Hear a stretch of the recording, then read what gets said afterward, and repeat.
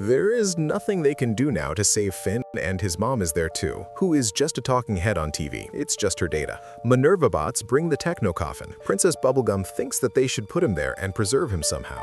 Meanwhile, Gary and Marshall are back at the sweet spot, and they saw the wreckage that Fiona had done, but they mistake it for Queenie's action. But Fiona just got there and she tells them the truth, disappointing them.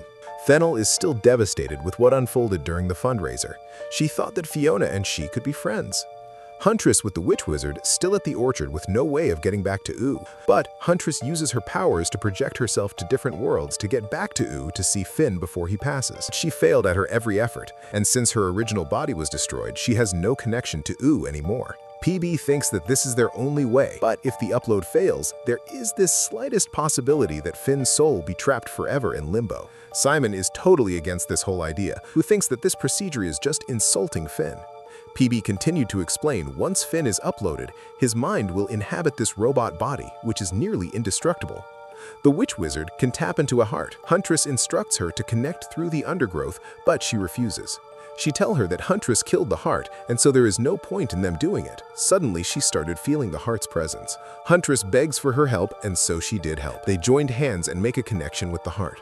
Back in Ooh, they started the preservation and started downloading his data, but something goes wrong and magical vines came creeping out of the machine and turn into Huntress and the Witch Wizard, thrown out from a portal. Successfully, they were able to get back to Ooh, and now Huntress tries to save Finn, but she needed more life. Bimo was gladly happy to make the sacrifice, but Huntress had other plans. She uses the life force of the alternate selves that she had created and was able to save Finn completely. However, there is a problem.